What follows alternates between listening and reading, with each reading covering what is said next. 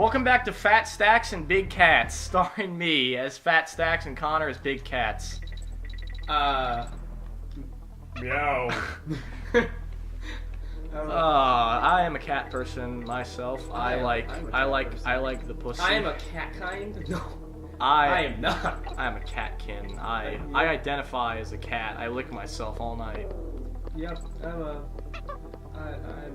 breed of the internet. I'm a webkin. Oh wait. Oh my god. You remember that was a thing? Yeah, webkins? Webkins. I remember people at our school would have weddings for their webkins. Like they would have like, people they would wed the animals, or they'd like web their accounts. No, they would like take the stuffed animals to school and then have like all their friends get together and then have a wedding and a ceremony for the webkins. God. And it's I'm just imagining that shit is like adults. How it would be funny if you just have a divorce with your webkins and child support with your webkins. But yeah, that webkins was serious. I never prided myself on this, but I always I was really bad with the fads. Is this all the school? Kind of. Okay. At my schools, well, it was not so much as in high school, but in elementary school there was a lot of fads, like the silly band thing that went around for a while. Yeah, no, I'd say that that's was junior high. But when people would wear those yeah, that was a fad.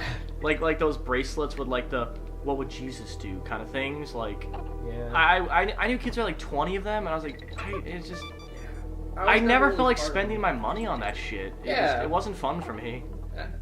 Yeah, I don't think I really ever did any of those either. And I bought some of the rubber bands because I thought that were kind of. It was never but I was never one of those assholes who's I will never.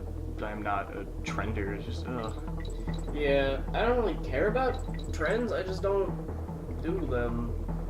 I'm trying to think of what have I fallen into. Because I do what I like, not what society says I should. I'm getting a little. Yeah, we're getting a little pretentious here.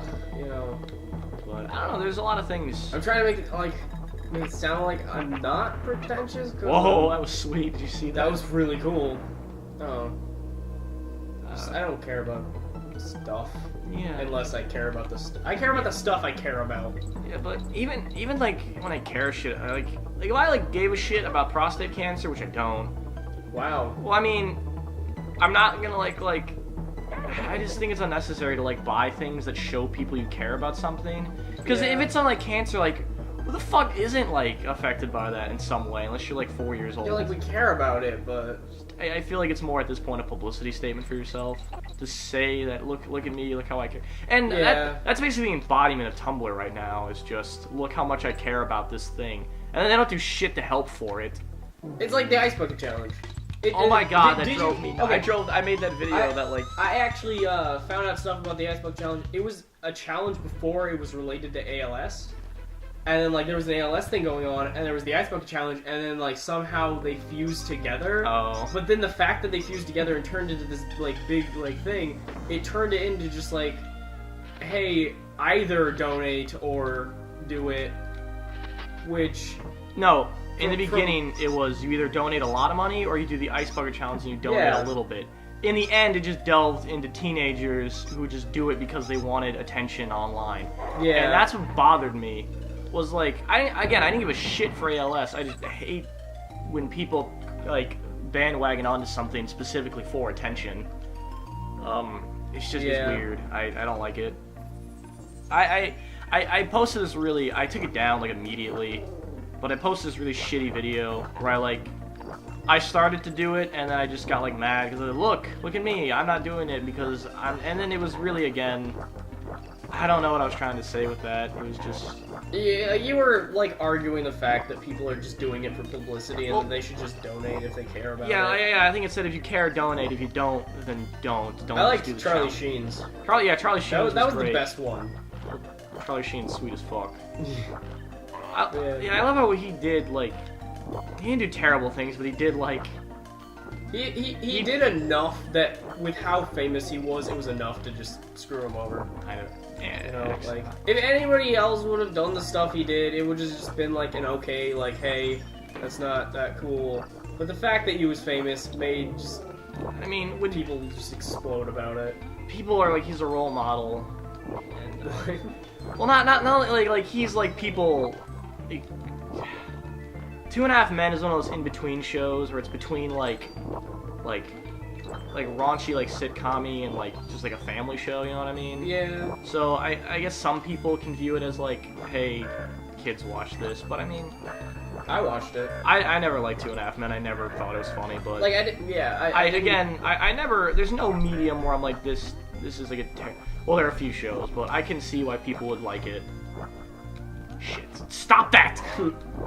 Yeah. I like the show. There's some parts I found funny. It's just I didn't like all of the show, and that's kind of a problem. To watch a comedy that you don't like care about the plot, you just kind of I don't know how to describe it. It's just. I'm trying to think of the last show. Like, oh, It's Always Sunny. That was the last show that I watched. Was I thought that was show that I funny liked. all the time. That's still That was funny. great. In 9 seasons, it's still funny. I feel like it's because they didn't do anything like permanent with the characters. They do a lot that's permanent with the characters. Well, I mean, like that's why I like it so much is they don't waste characters. If they introduce someone, usually they're going to use him once or twice throughout the entire show.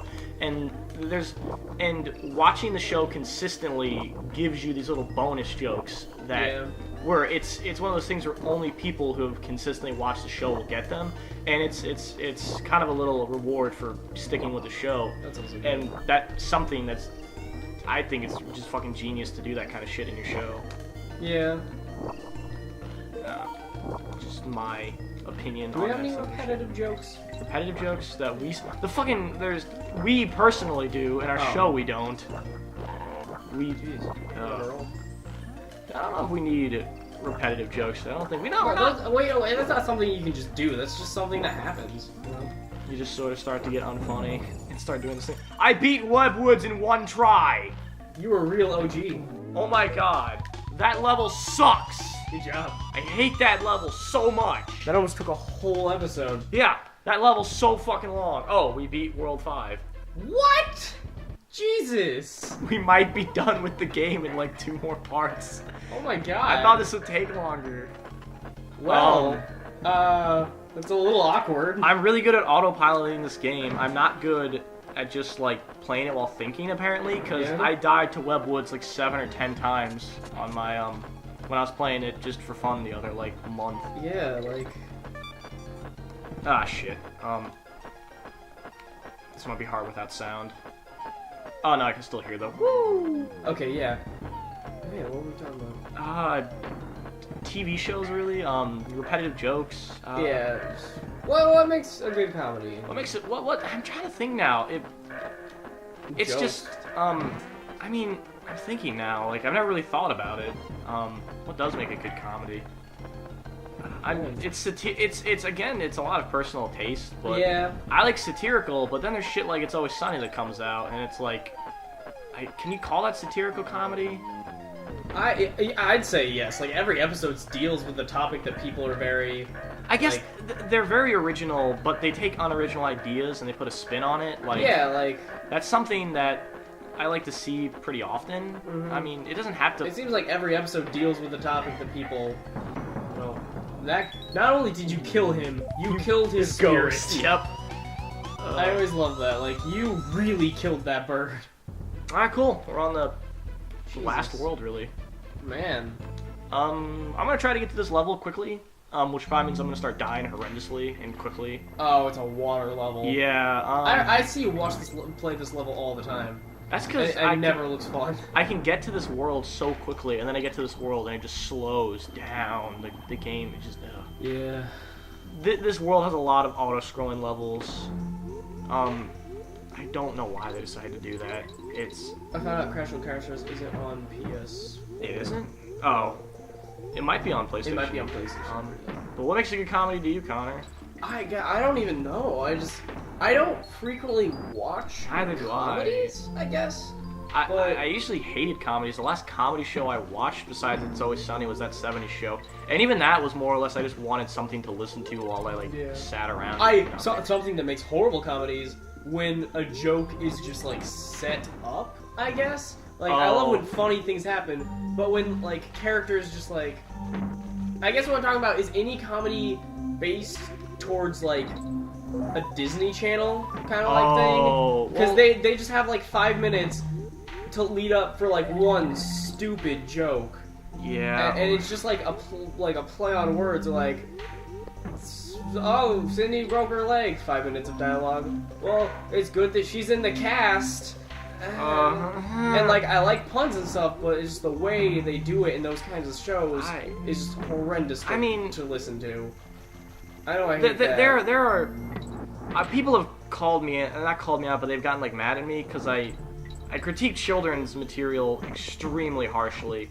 Yeah. And there's certain things, like, I don't think you can critique children's literature and like get a serious reaction, but there are some things like children's movies, children's TV shows, and you can definitely go back on children's movies. You can go back and you can watch old shows, and you watch the good ones, and they're really funny, and then they're still good. They're still good. They hold up. Because I mean, the thing is, there's like a difference between jokes that are just good for kids and jokes that are okay for kids that are still funny and stuff like that. Like Scooby-Doo could have jokes that you can still laugh with no matter what. They're just like not what's the word for not vulgar? Vulgar, yes. Like, just not vulgar comedy instead of child comedy. Yeah. Like, that's what a good children's thing needs. Yeah. Like, well, we gotta skedaddle. Oh, welcome back to Big Stacks and Fat Cat. Goodbye from Big Stacks and Fat Cats. I'm Fat Cat, I guess. I'm the Big Stacks. I bet it's actually a thing. I bet it is. Google it. Yep.